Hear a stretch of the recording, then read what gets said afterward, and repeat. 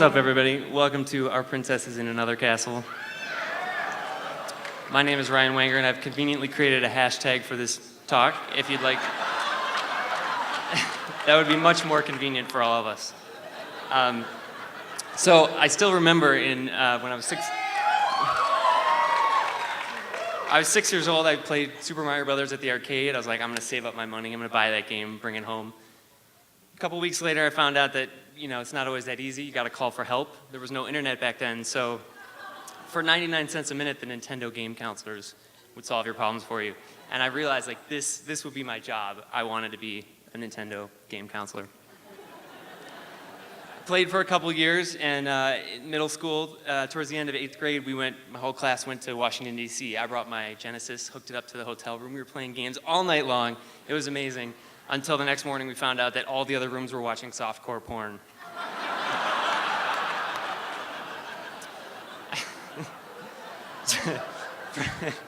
True story. From games, I learned that a change of perspective can mean the difference. All of a sudden Mario is like thrown into this world that he isn't ready for, and I felt like I lost a little bit of my childhood the day I played that level for the first time. My gaming reputation preceded me in high school, where the first date I ever went out on, we played video games, and the second date she told me that her prince lived in the castle across the street. Yeah, I didn't push the right buttons, I guess. Around this time, I could beat my dad at everything now in life, except for video game golf. So this is him like clinging to this last piece of his manhood that he had over me. Instead of going to a technical school to learn video games, I thought I'd go to a place where there were girls, specifically girls who liked guys who wore conductor overalls and long hair, played Mario all day long. These girls actually exist, I found. They're in upstate New York. So my girlfriend at the time made an offhand comment about liking a specific game, and so I thought, best present ever, I'll get her a Game Boy for her birthday. Don't ever do that. The good news is I graduated college, I got a job playing video games for a living, $11 an hour in California. That meant I only had to work 12,727 hours to work off my degree from college, which is now useless. I calculated, actually. But the thing is, when you get paid to do something you love, imagine that you love playing the guitar, and all of a sudden you're playing somebody else's song over and over and over again for 84 hours a week.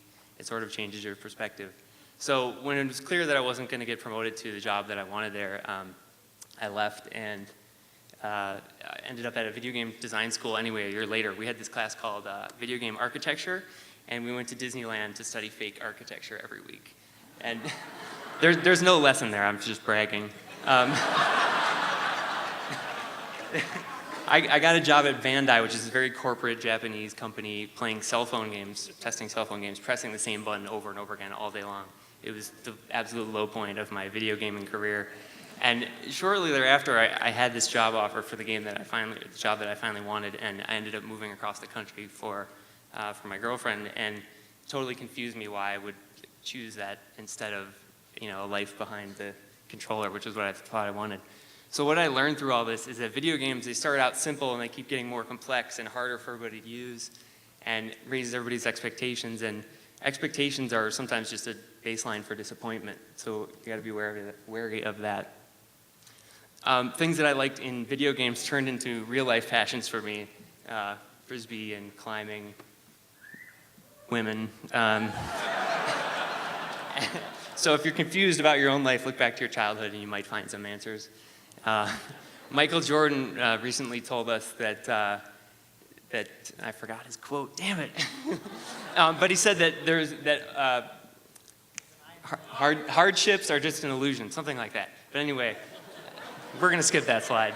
So this is literally the structure of the department on the right there that I worked at Bandai. Like, there was nobody else. That's the org chart. I didn't leave anybody else. They just got better dressed and shorter as you went up. So I moved to a startup. But anyway, there's been people all throughout my life who I thought enjoyed video games, and then I later realized that they were just using it as a way to bond with me and get closer. And I'm disappointed that I didn't recognize that earlier and sort of, repay them for that. So in closing, I just want to say that I'm not going to remember anything about these games 20 years from now, but I am going to remember like all the friendships and the bonding that we had through them. And so it's not what you do that defines the quality of your life, it's who you do it with. And that is all.